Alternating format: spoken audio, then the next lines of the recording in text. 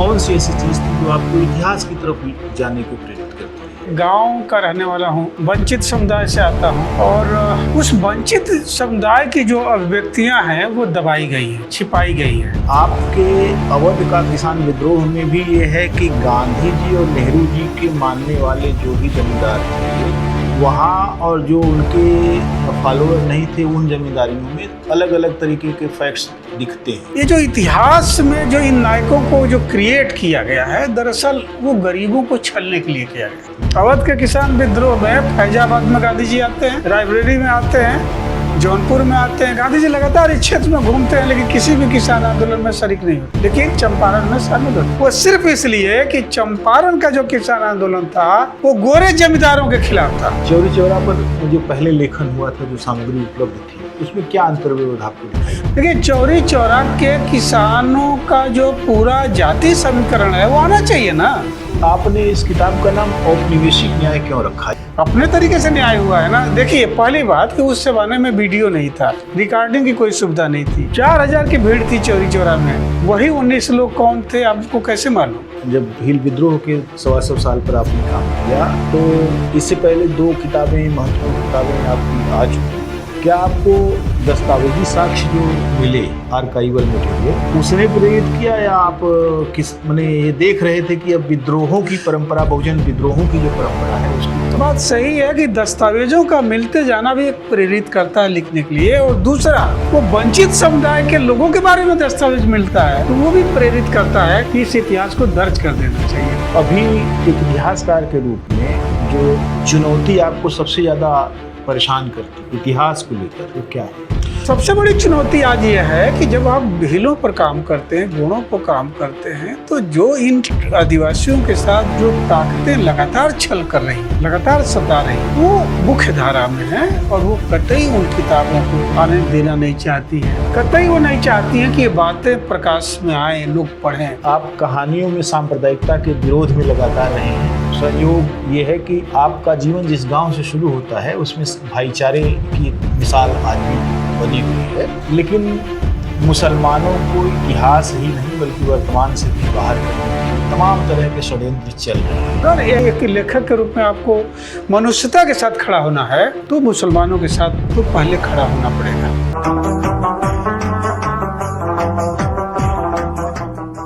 पिछले दिनों एक बातचीत के दौरान मेरे एक वरिष्ठ मित्र डॉक्टर सुनील सहस्रबुद्धे ने यह कहा कि भारत में कोई ऐसी वेबसाइट बननी चाहिए जिसमें किसानों की समस्या केंद्रीय रूप से हो और किसानों की कहानियाँ हों, किसानों के राग विराग हों और उनकी जो चुनौतियाँ ऐतिहासिक रूप से बनी हुई हैं उनकी पहचान भी हो, ताकि किसान आंदोलन को गति मिले। इसी संदर्भ में बातचीत हुई सुभाष चंद्र कुशवाहा के इतिहास लेखन में किसानों के सवाल को लेकर, ख़ासतौर से 1920 में और 1922 में जो घटनाएं हुई अवध में और भोजपुरी इलाके में, उनको लेकर जो लेखन है सुभाष जी का, वो टिपिकल किसान समस्याएं हैं। जमींदारों के द्वारा किसानों के उत्पीड़न और अत्याचार का ऐसा माहौल था वह, जिसमें किसान बिना लड़े रह नहीं सकते थे। लेकिन उन किसानों की लड़ाई को बहुत शिद्दत से दर्ज नहीं किया गया था। इतिहास का एक रेखांकन जरूर था, संदर्भ थे, लेकिन कथाकार सुभाष चंद्र कुशवाहा को यह प्रेरणा हुई कि उनको गोरखपुर में चौरी चौरा में हुए किसान आंदोलन को देखना चाहिए और किसान आंदोलन पर चौरी चौरा लिखने के लगभग 1 दशक के बाद उन्होंने फिर अपनी दृष्टि को और घुमाना शुरू किया, तो उनको अवध में हुए किसान आंदोलन की तरफ उनकी निगाह गई।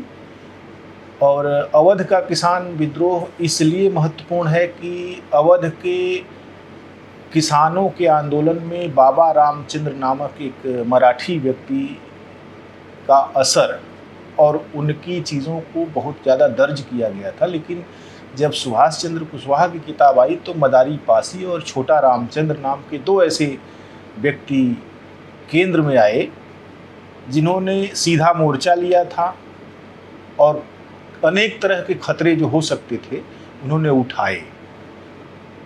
सुभाष जी वहीं नहीं रुके, वे आगे गए और उन्होंने भील विद्रोह को भी उठाया और भील विद्रोह के 125 साल को लेकर उनकी किताब एक महत्वपूर्ण किताब के तौर पर अभी पाठकों के बीच में पढ़ी जा रही है। टाटिया भील जो कि आइकन है भील विद्रोह का, उसके ऊपर एक उन्होंने किताब लिखी, टाटिया भील द इंडियन मूनलाइटर। और इस तरीके से और भी चीज़ें चल रही हैं, गोंडों का विद्रोह हो चाहे मीणाओं का विद्रोह हो।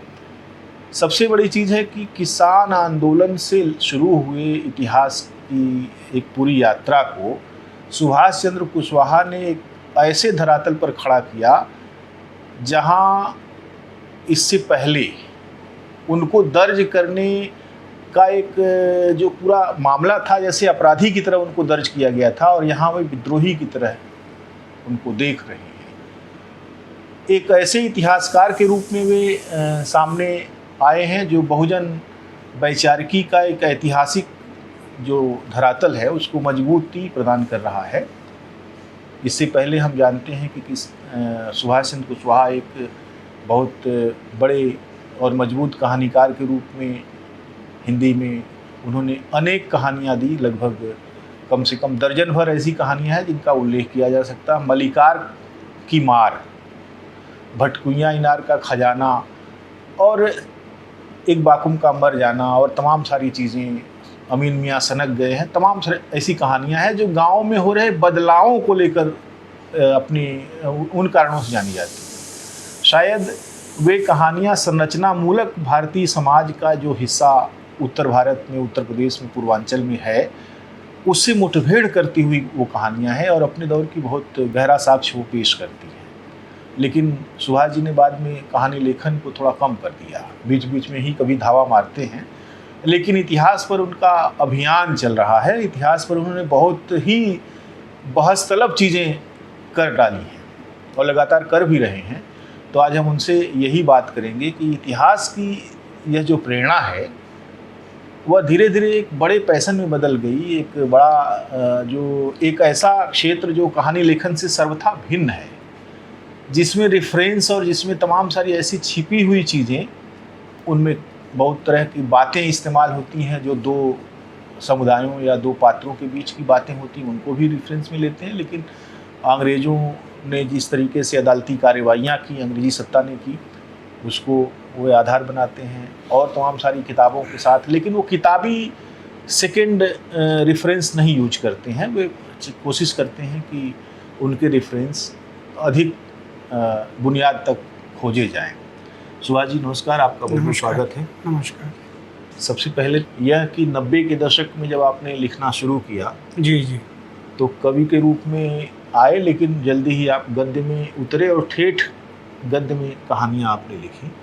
आपकी कहानियों की अपनी एक मौलिक भाषा है और संरचनाओं के आधार पर अगर देखा जाए तो आपकी कहानियाँ सर्वथा अलग तरीके की, होशियारी खटक रही है जो कहानी है।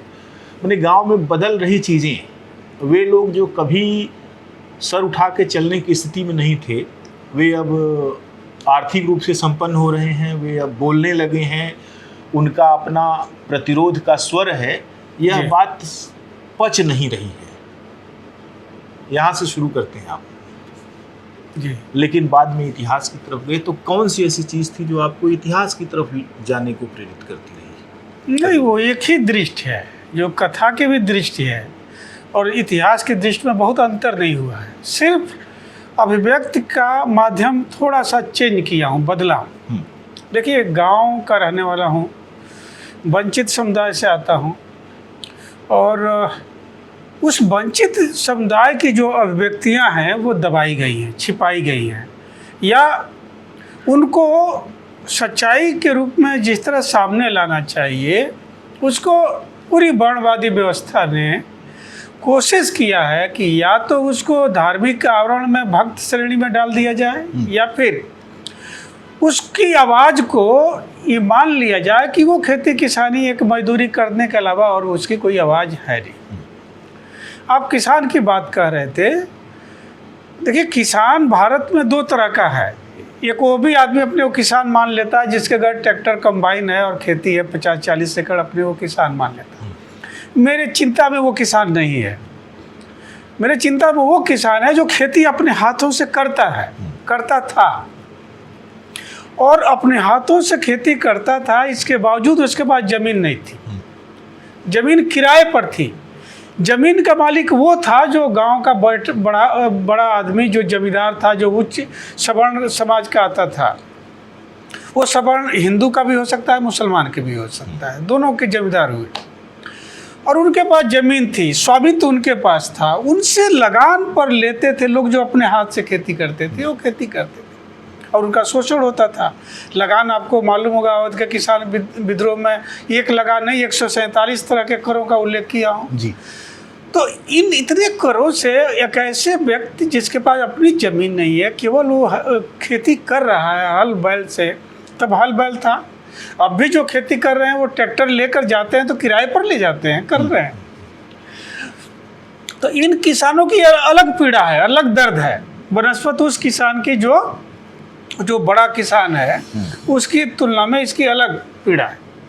मुझे लगा कि कहानी में बिल्कुल उस बात को लाया जाना चाहिए और उस कहानी के द्वारा एक इतिहास का भी निर्माण होता है। और वो इतिहास अगर सीधे सीधे हम आर्काइवल फैक्ट के साथ जनता के सामने, पाठकों के सामने रखें तो हो सकता है वंचितों की अपनी एक जो विरासत है, एक संघर्ष है, एक लड़ाई है, वो भी पाठकों के सामने आनी चाहिए। इसलिए मुझे लगा कि इस कहानी को लिखते हुए भी किसानों के हक की लड़ाई जो इतिहास में दर्ज नहीं हो पाई, उसको दर्ज किया जाना चाहिए। देखिए, आपने 3 किताबों का जो जिक्र किया, 3-4, तो अलग अलग आपको सब्जेक्ट लगेंगे। जैसे चौरी चौरा विद्रोह एक अलग सब्जेक्ट है, अवध का किसान विद्रोह एक अलग है, भील विद्रोह एक अलग सब्जेक्ट आपको लगेगा।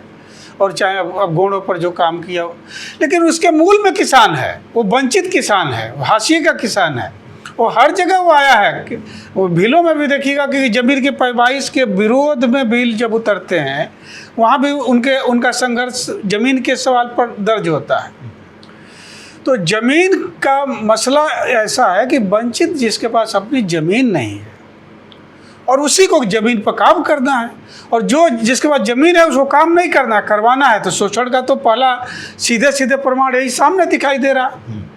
तो कहानी के साथ साथ वो इतिहास में दर्ज होना चाहिए कि जिनका हक होना चाहिए था ज़मीन पर, वो हक आज भी नहीं मिला, आज भी ज़मीन का समान वितरण नहीं हुआ। और इतिहास में वो वंचित हज़ारों सालों से मारे जा रहे हैं, लड़ रहे हैं, लेकिन अभी भी इस धरती पर उनका हक नहीं मिला।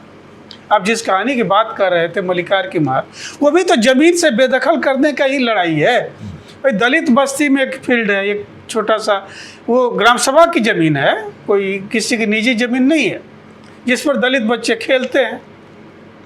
अब मलिकार साहब के बाउंड्री से सटी हुई वो ज़मीन है, उनकी नज़र उस ज़मीन पर लगी हुई है। उस ज़मीन पर स्कूल खोलने की बात आ रही है कि स्कूल खुलेगा या पढ़ाई होगी, लेकिन मलिकार साहब को न तो खेल से मतलब है बच्चों के, न पढ़ाई से मतलब है। वो ज़मीन को हड़पना है, और हड़पने के लिए वो किस तरह से उन्हीं हथियारों का इस्तेमाल कर रहे हैं जिन हथियारों को वर्तमान में सत्ता भी इस्तेमाल कर रही है, सीधे सीधे जी। वो कह रहे हैं कि अरे भाई, इस ज़मीन पर अम्बेडकर की एक अच्छी से मैं मूर्ति बन लगवा दूंगा और तुम लोग पूजा करो, यहाँ गीत गाओ, आके बैठो। ऐसा नहीं है कि अम्बेडकर के प्रति उनके अंदर कोई बहुत माने उनका दिल पसीज गया है और परिवर्तन हो गया कि अम्बेडकर को पसंद कर रहे हैं। अम्बेडकर को तो फूटी आंखों से वो देखना नहीं चाहते हैं, वो देखना उस ज़मीन को चाह रहे हैं। लेकिन वो ये चाह रहे हैं कि एक बार अम्बेडकर के बहाने जब ये सब स्कूल का पूरा प्रोजेक्ट फेल हो जाएगा, फिर उस स्कूल वो अम्बेडकर की मूर्ति लगवाएगा कौन? मलिकार लगवाएंगे। और मलिकार जब लगवाएंगे तो उन्हीं के लोग चिनाई करेंगे, बाउंड्री बनवाएंगे, और वो बाउंड्री कहाँ तक बन जाएगी, ये बड़ा मैंने एक तरीके से दिखाई दे रहा है कि उस समय दलित बोलने की स्थिति में नहीं होंगे, और यही होता भी है। और धीरे धीरे वो ज़मीन अपनी बाउंड्री के अंदर मिला लेते हैं, और हो सकता है कहानी वहाँ तक नहीं गई है, वो मूर्ति रखने के बाद से बाद में मूर्ति उठा कर वहाँ अलग कर दी जाएगी। मैं ये कहना चाहता हूँ कि ये इतिहास में छल हुआ गरीबों के साथ, वंचितों के साथ। और चौरी चौरा में आप देखेंगे, चौरी चौरा विद्रोह में लड़ाई इसलिए नहीं लड़ी गई कि अंग्रेज सत्ता को बेदखल करने के लिए गरीब उठ खड़े हुए थे, कतई नहीं। वो तो अपने जमींदारों वो जमींदार, स्थानीय जमींदार उनका शोषण कर रहे थे। जब उनकी बाजार में सामान बेचने पर उनको टैक्स देना पड़ता था, जमीन का लगान अलग से देना पड़ता था। सबसे बड़ा था कि उनको बेगार करवाया जाता था, उनसे पकड़ के ले जाइए, दिन भर काम कराइए और भगा दीजिए, कोई पैसा नहीं देना है। तो जो गरीब आदमी जिसके पास खेत नहीं है, दिन भर मेहनत कर रहा है और उसको पैसा भी नहीं मिलेगा, तो शाम को चूल्हा नहीं जलेगा। ये दर्द था। तो इस दर्द को किसानों ने गुस्से में व्यक्त किया, तो विद्रोह बना। वो चौरी चौरा का विद्रोह दिखाई देता है। वो सारे के सारे लोग जो है वो वॉलंटियर थे गांधी जी के। और आपके अवध का किसान विद्रोह में भी ये है कि गांधी जी और नेहरू जी के मानने वाले जो भी जमींदार थे वहाँ, और जो उनके फॉलोअर नहीं थे, उन जमींदारियों में अलग अलग तरीके के फैक्ट्स दिखते हैं। और गांधी जी वहाँ लोगों को कह रहे हैं कि असहयोग चलाओ, सबने अवज्ञावाद में चलेगा, लेकिन विद्रोह मत करो। लेकिन उन्होंने विद्रोह किया। तो ये फैक्ट जो आपके सामने आता है, इससे पहले भी जो चौरी चौरा पर सामग्री उपलब्ध थी, तो उन सारी कहानियों को मौलिक रूप से समझने के लिए आपको किस तरह से आपको अध्ययन करना पड़ा? नहीं, देखिए, बगैर दस्तावेजों को सामने रखे आप कोई बात नहीं कर सकते हैं। खास करके इतिहास जब आप लिख रहे हैं, कहानी में तो आप गल्प डाल सकते हैं, मिथकों का इस्तेमाल कर सकते हैं, लेकिन जब इतिहास लिखेंगे तो बिल्कुल आपको बगैर दस्तावेज को सामने रखे कोई बात कह रहे हैं तो ठीक वैसा ही इतिहास लेखन होगा जैसे बाबा रामचंद्र अवध के किसान विद्रोह के नायक बना दिए जाते हैं, वैसा ही होगा। और बड़े बड़े सुमित सरकार साहब ने बाबा रामचंद्र को हीरो माना है, और दुर्भाग्य है कि छोटा रामचंद्र को भी बाबा रामचंद्र माना है। अच्छा, ऐसा। छोटा रामचंद्र को भी सुमित सरकार ने अपने किताब में बाबा रामचंद्र ही मान लिया है। उनको लगा कि अरे ये भी तो रामचंद्र ही है। उनको वो पकड़ नहीं पाए कि छोटा रामचंद्र का नाम सूरज प्रसाद। मैं ये कहना चाह रहा हूँ कि देखिए, ये जो इतिहास में जो इन नायकों को जो क्रिएट किया गया है, दरअसल वो गरीबों को छलने के लिए किया गया है। गरीब, आप कह रहे थे गांधी जी, नेहरू जी की बात, निश्चय ही नेहरू की पाठशाला है अवध का किसान विद्रोह। नेहरू पैदा ही होते हैं रायबरेली से, उसी किसान आंदोलन में ही शरीक होकर वो पैदा होते हैं। लेकिन उनका वर्ग चरित्र एक अलग है, गांधी जी का वर्ग चरित्र अलग है। असहयोग आंदोलन और फिर 1942 का आंदोलन, दोनों आंदोलनों का एक आभा मंडल तो क्रिएट देश में हो गया था। जनता लड़ रही थी अंग्रेजों के खिलाफ, आज़ादी से मुक्त के लिए। वो लड़ाई गांव-गांव तक जा रही थी। गांव का किसान पीड़ित था स्थानीय जमींदार से, अंग्रेज से नहीं पीड़ित था, लेकिन उसको ये लगा कि एक बड़ा आंदोलन हो रहा है और इस आंदोलन के ऊर्जा से हम अगर आंदोलन में शरीक होते हैं तो हमारी मुक्ति भी मिल सकती है। अब एक यहाँ भ्रम भी क्रिएट होता है, पर किसान जिनसे सताया गया है जमींदार, वो जमींदार कांग्रेसी है, ज़्यादातर कांग्रेसी है। तो लगता है किसान को कि अगर मैं गांधी जी को आइकन मानता है, स्थानीय जमींदार को नहीं मानता, उसको लगता है गांधी जी स्वराज लाएंगे। तो स्वराज के लिए जितनी फैंटेसी उस समय क्रिएट की गई थी कि जो है लगान खत्म हो जाएगा और आपका जो है 1 पैसे में ये दूध मिलेगा और ये सब्जियां मिलेगी, सब सस्ती हो जाएंगी, कपड़ा जो 4 आने गज था वो कम हो जाएगा। तो किसानों को लगा कि गांधी जी के प्रभाव से सब कुछ आसानी से हमको उपलब्ध हो जाएगा, तो इसलिए स्वराज आ जाना चाहिए। अब ये स्वराज की बिल्कुल एक तरीके से साफ कोई तस्वीर सामने नहीं रखी गई थी, इसलिए किसान आज़ादी की लड़ाई में गांधी जी के साथ चल रहा था और उसको ये लगता था कि इससे मेरी मुक्ति है। दरअसल इसमें एक तरीके से भ्रम भी था, क्योंकि जिन जमींदारों के खिलाफ उसको लड़ना था वही जमींदार उसके शोषक भी थे। और गांधी जी के का एक आभा मंडल है कि वो किसानों को अपने साथ जोड़ लेते हैं, जोड़े थे, लेकिन उस आभा मंडल के साथ किसानों की बहुत सारी समस्याएं दबा भी दी जाती हैं। ये भी एक सच्चाई है। तो मुझे लगा कि ये सारी बातें इतिहास में सामने आनी चाहिए पाठकों को। मैं कोई गांधी जी का कोई बहुत मैंने उनको उस तरह आलोचक नहीं हूँ जैसे कि आरएसएस आलोचना करती है। गांधी जी का अपना एक छवि है, उनका एक योगदान है जी। लेकिन गांधी जी से और सारी अपेक्षाएं होनी चाहिए थी। एक आज़ादी की लड़ाई के अगर वो नायक है तो नेहरू जी से हमें बहुत सारी अपेक्षाएं होनी चाहिए थी। वो अपेक्षाएं किसानों की नहीं फुलफिल हुई। अगर फुलफिल होती तो 1920 से 22 तक का जो किसान आंदोलन था उसके बाद किसानों की मुक्ति होनी चाहिए थी।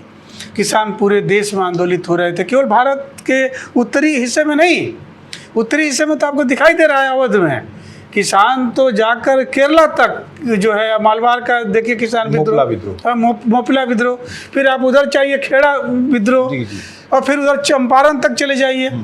अब देखिए यहाँ पर इन किसान विद्रोह में गांधी जी की एक सक्रियता को देखिए, बड़ा आसानी से आप डिफाइन कर सकते हैं।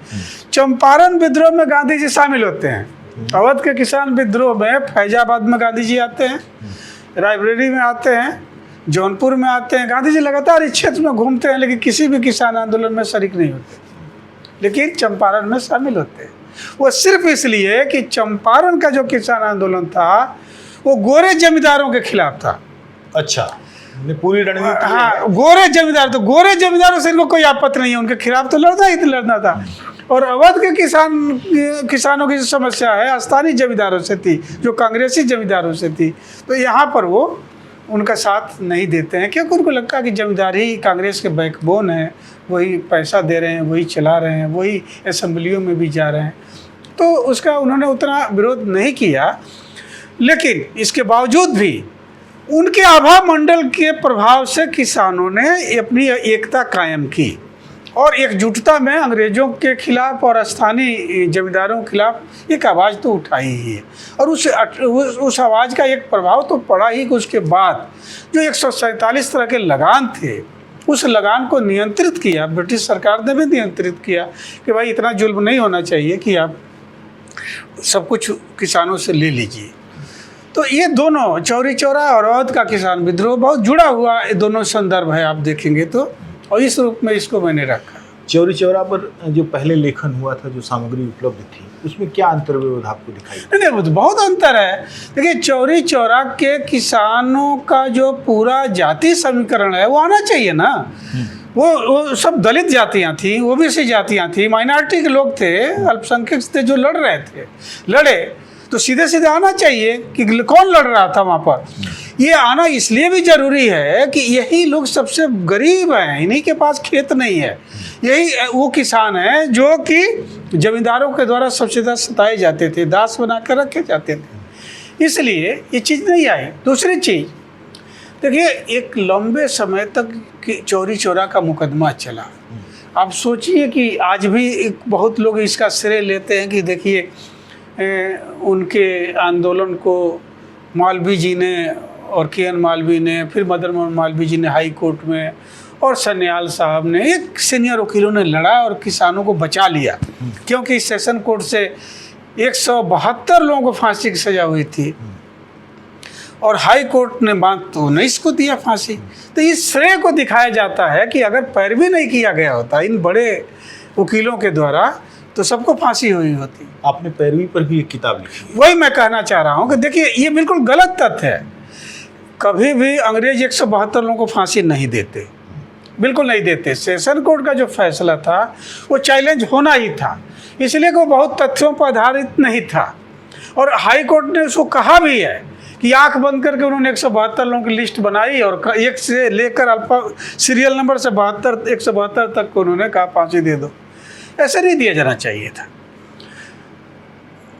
जो वकील लगे थे उसमें दो तीन वकीलों का नाम बता दूं। देखिए, के.एन. मालवीय जो है वो मदन मोहन मालवीय जी के भतीजे थे और वो बहुत सक्रिय रूप से वकालत की है इस केस में।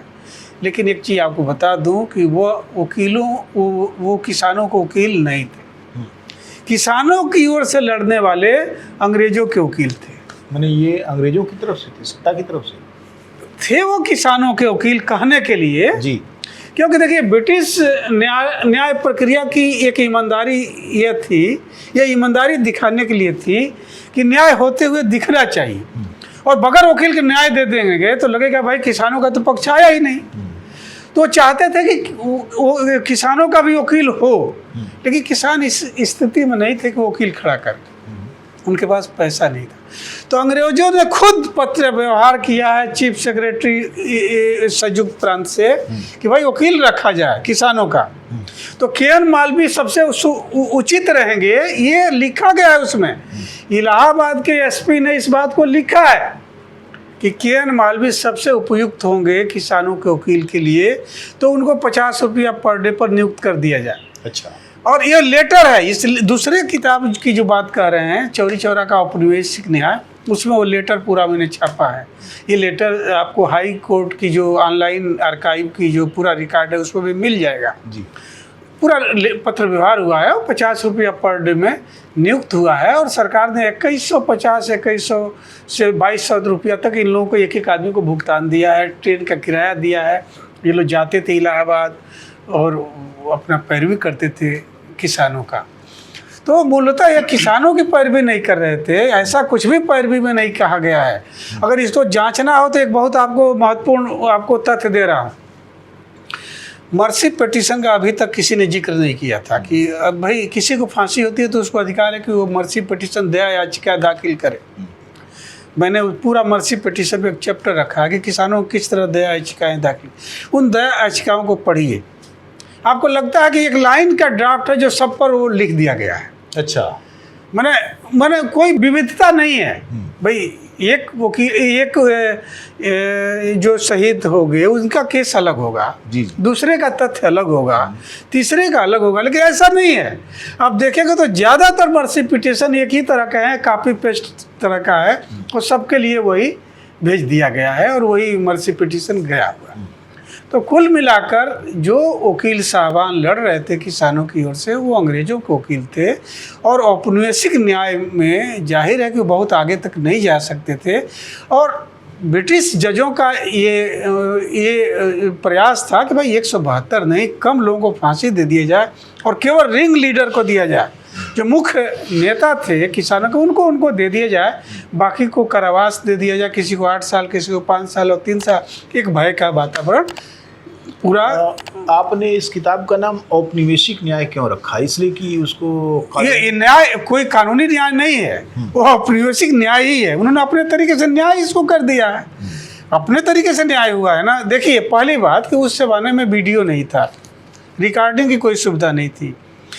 4000 की भीड़ थी चौरी चौरा में, वही 19 लोग कौन थे आपको कैसे मालूम? आपके पास कोई कैमरा भी नहीं था, कैसे आपने निकाल लिया कि यही 19 लोग थे? और इनको दरअसल वो लीडर थे, वाकई में वहाँ का स्थानीय सक्रिय किसान थे। जमींदारों ने बताया कि जितने सक्रिय लोग हैं इनको दंडित कर दिया जाए कि एक भय बने, उनको भय बनाया गया। दूसरी चीज़ देखिए, औपनिवेशिक न्याय की एक प्रक्रिया थी कि सरकारी गवाह से गवाही होती थी, और सरकारी गवाह स्वयं पुलिस बनाती थी, और पुलिस उनको सरकारी गवाह बनाती थी जो लोग उस आंदोलन में शरीक होते थे, और उनसे कहती थी कि अगर गवाह बन जाओगे तुम्हारा केस खत्म। जैसे आप देखिए इसमें भी भिखारी को बनाया है ना, तो ऐसे कई लोगों को बनाया गया है।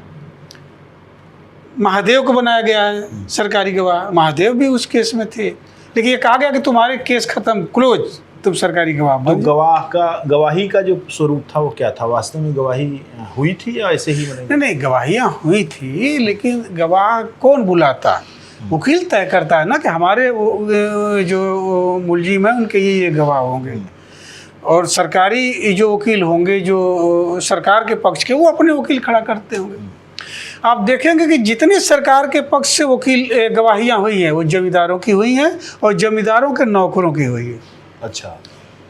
और जमींदार के नौकर ही वो लोग थे जो जुल्म कर रहे थे, जो पकड़ मारते थे किसानों को, उनको बंधक बनाते थे, गिरफ्तारी कराने में भी पुलिस के साथ वही लोग थे, और वही लोग गवाही दिए हैं। कुछ पुलिस वालों की भी गवाहियाँ हुई हैं। किसानों की ओर से गवाहियाँ किन की हुई है? किसानों की एक तो खुद की गवाही हुई है, जो लोग उसमें थे उनकी गवाहियाँ हुई थी, और इसके बाद से कोई ऐसा गवाह नहीं आया है जो उसका विरोध करे। जो वकील साहब ने लिखवा दिया, जो 19 जो जिनको फांसी हुई उन्होंने क्या कहा वो लिख लिया गया। और सबसे बड़ी बात है कि वो सब भोजपुरी बोलने वाले लोग थे, पढ़े लिखे लोग नहीं थे। ये गवाहियाँ जो नोट हुई वो उर्दू में नोट हुई हैं। अच्छा। मूल रूप से उर्दू में नोट हुई हैं, बाद में अंग्रेजी में ट्रांसलेट किया गया जज साहब को पढ़ने के लिए, सबको पढ़ने के लिए। जो कॉपी है उर्दू मूल है, मेरे पास मूल भी उसका दस्तावेज है, उसको इंग्लिश में किया गया था।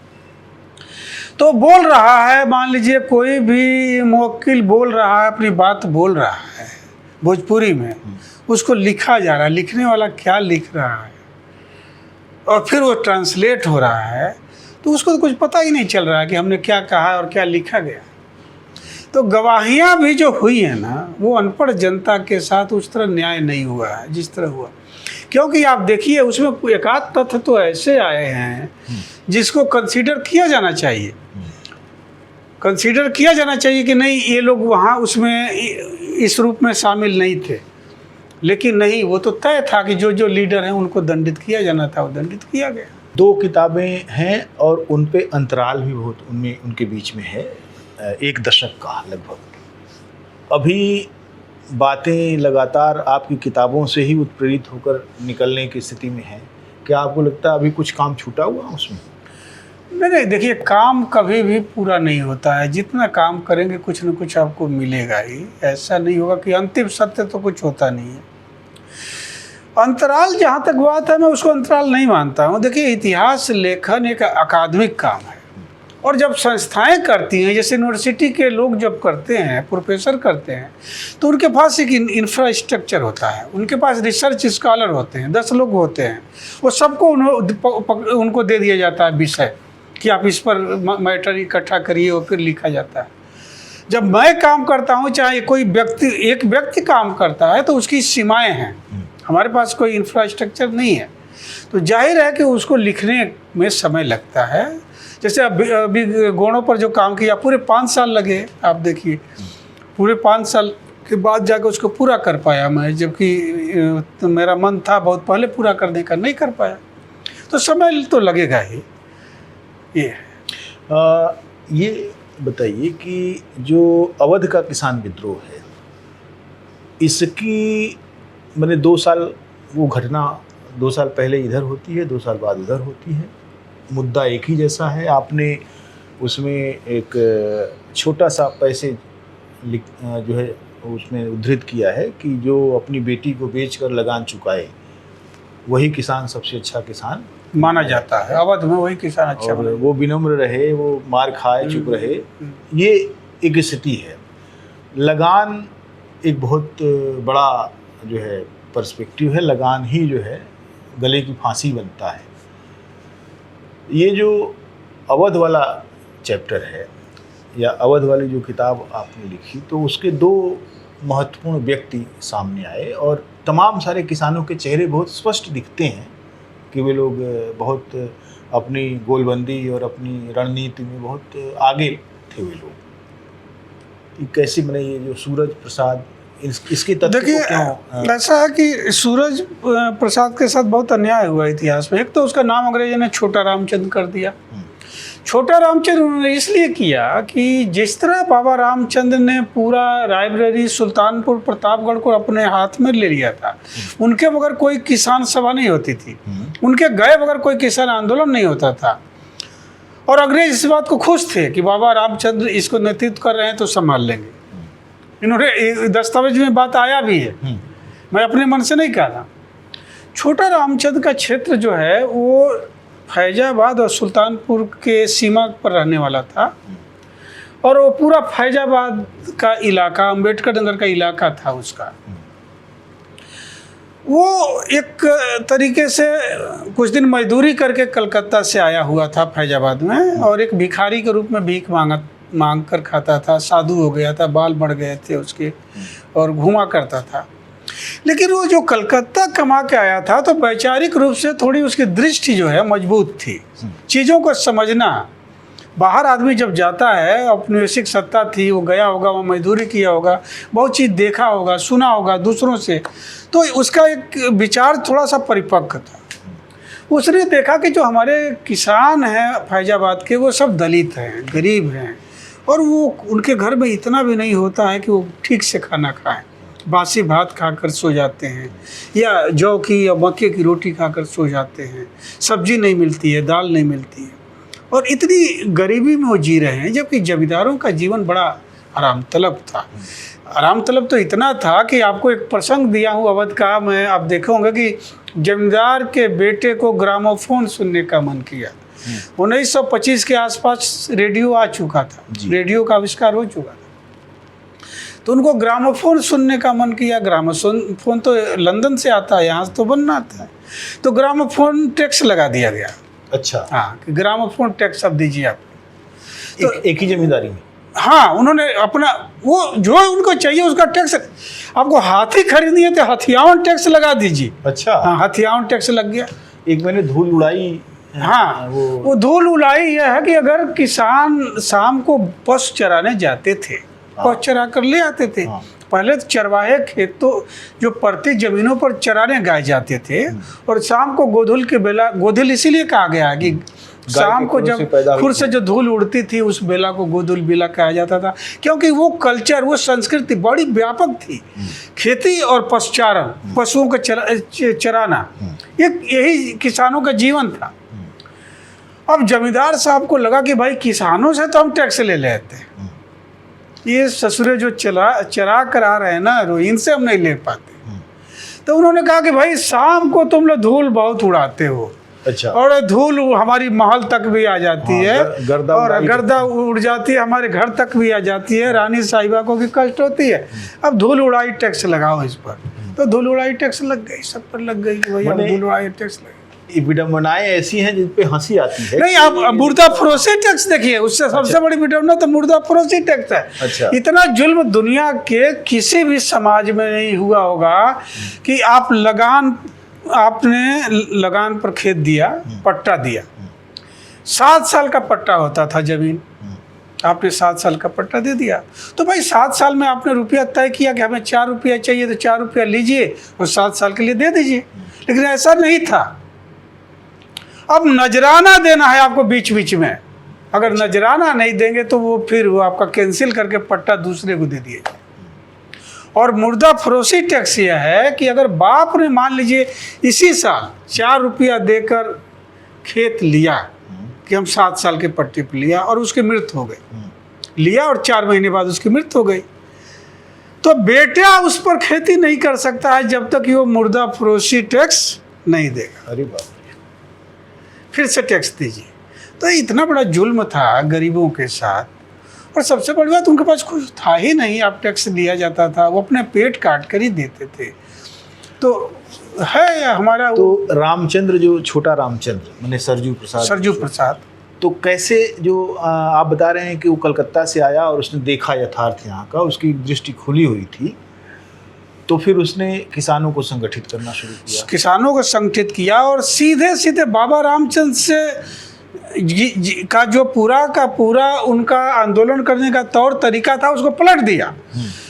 बाबा रामचंद्र कहते थे भाई किसानों का लगान आप दीजिए, अरे अंग्रेजों का लगान दीजिए, जमींदारों को लगान दीजिए और खेती करिए, उसमें कोई विवाद नहीं होना चाहिए। वो कहता था कि नहीं, हम इस जमीन पर खेती कर रहे हैं, कोई लगान नहीं देंगे, हमारे पास आई क्यों कि लगान देंगे। तो उसने कहा कि ये हमारी ज़मीन है, हमारी सत्ता है, और उसने पैरेलल गवर्नमेंट बनाया। उसके गवर्नमेंट में उसके अपने दरोगा होते थे, अपने डीएम होते थे, अपने एसपी होते थे, वो किसानों में से तय करता था। अच्छा। और उसने घोषणा करता था ड्रम बजवा करके, हमारे इलाके में कोई भी ब्रिटिश सिपाही जमींदार का कारिंदा प्रवेश नहीं करेगा, और किसानों से कहता था कुछ नहीं देना है किसी को।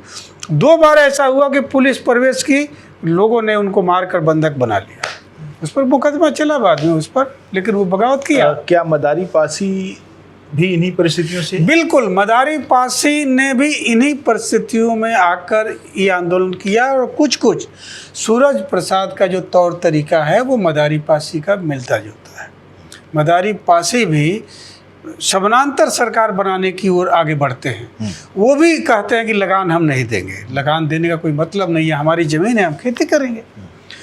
तो दोनों में एक समानता है। और एक चीज़ और आपको बता दूं, एक अद्भुत समानता जो है, मैंने बाद में जब मैंने भीलों पर काम किया, भील विद्रोह और सिरोही के किसान आंदोलन का जब मैंने उल्लेख किया है, लिखा है, तो मुझे अद्भुत एक समानता दिखती है कि कहाँ सिरोही राजस्थान में है और हरदोई के रहने वाले थे, मान लीजिए मदारी पासी जी यहाँ आंदोलन करते हैं, लेकिन मदारी पासी जिन नारों के साथ आंदोलन करते थे वो सारे के सारे नारे सिरोही में दिखाई देते हैं। दोनों का समय काल लगभग समान है, 1922। अच्छा, 1922। क्या इन दोनों नायकों के साथ लेखकों ने और बाद में भारत सरकार ने कोई न्याय किया? नहीं, इन लेखों ने तो लिखा ही नहीं था। मदारी पासी चाहे, मदारी पासी का कोई भी डॉक्यूमेंटेड प्रूफ था ही नहीं, आपको बता रहा हूँ। अच्छा। मदारी पासी पर स्थानीय स्तर पर एक किताब लिखी गई थी, एक सरोज सिंह ने लिखी थी, पतली सी किताब। तो जो स्थानीय लोगों ने कहा था कि मदारी पासी ऐसा थे, ऐसा करते थे, उनसे पूछ कर लिखी गई किताब थी, ठीक है ना। डॉक्यूमेंटेड प्रूफ कुछ नहीं था। पहली बार ब्रिटिश लाइब्रेरी से अखबारों का मैंने दृष्टांत दिया, उस किताब में अखबार का उल्लेख किया कि जिन जिन अखबारों में मदारी पासी छपे थे। उसके पहले आप किसी भी किताब में नहीं दिखा सकते हैं कि ब्रिटिश अखबारों में मदारी पासी का उल्लेख है। तो आप इतिहासकार अगर चाहे होते, इतनी बड़ी अकादमियाँ हैं, ये काम क्यों नहीं कर रही थी? क्योंकि मदारी पासी को एक काल्पनिक चरित्र बनाए रखना था और उस सहारे कहा जाता था, अरे भाई इसका कोई प्रमाण नहीं है, आप जो कहते हैं कि मदारी पासी ऐसा थे वैसा थे, लेकिन ऐसा नहीं था, वो प्रमाण है, डॉक्यूमेंटेड प्रूफ था। क्यों मैं छोटा रामचंद्र को बाद में सूरज प्रसाद कहा, उसका प्रमाण है और लखनऊ का आर्काइव में ही है। अच्छा, लेकिन उस पर काम नहीं हुआ इन तमाम सारे। अच्छा, ऐसे और भी स्थानीय नायक होंगे ऐसा आपको लगता है? बिल्कुल होंगे। देखिए, जो नायक प्रकाश में अब जैसे लाया गया है, हम लोग ढूंढे हैं, वो जाहिर है कि कुछ दस्तावेजों के सहारे ढूंढे हैं ना। वो दस्तावेज ब्रिटिश डॉक्यूमेंट्स हो सकता है, अखबार हो सकता है, बहुत सारे नायक ऐसा भी हो सकता है कि जिनका नाम नहीं आया होगा या वो मुख्य धारा में शामिल नहीं हो पाए होंगे। ऐसे गांव भी थे जहां गांवों में पहुंचना आसान नहीं था। पहले लोग जाते थे, घोड़े से जाते थे, जो सिपाही भी घोड़े से पहुंचते थे, सरकारी कारिंदे भी घोड़े से पहुंचते थे। दलदल एरिया था, बहुत सारे गांव ऐसे थे जो झाड़ियों जंगलों के बीच थे, वहाँ लोग नहीं जाते थे। उस इलाके के जो लोग आंदोलन किए होंगे वो तो बाहर आया ही नहीं, उनका इतिहास लिखा ही नहीं गया। ऐसे बहुत सारे नायक होंगे।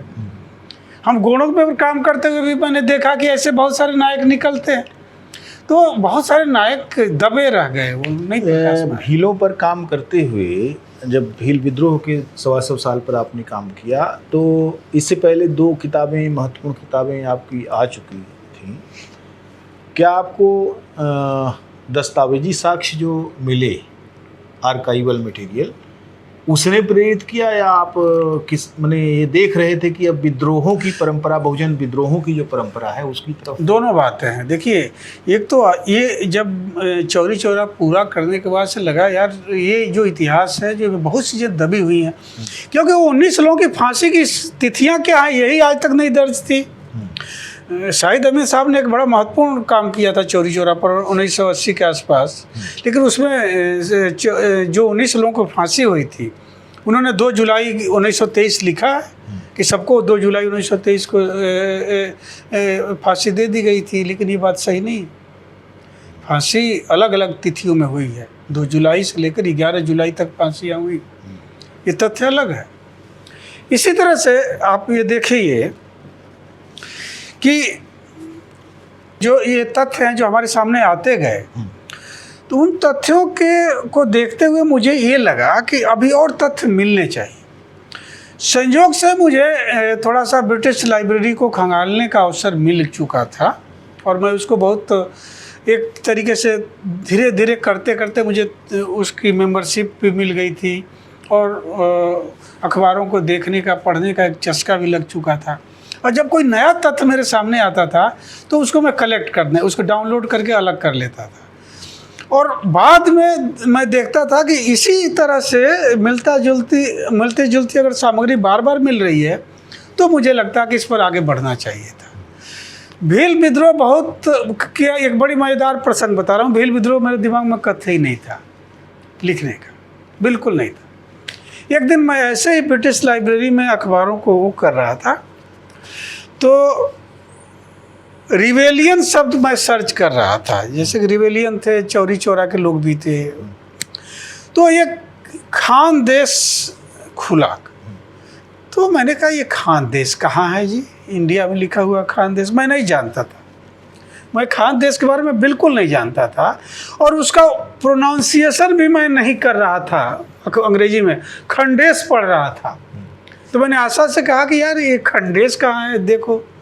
तो उसने कहा कि नहीं, इसको खानदेश पढ़ा जाएगा, खंडेश नहीं है।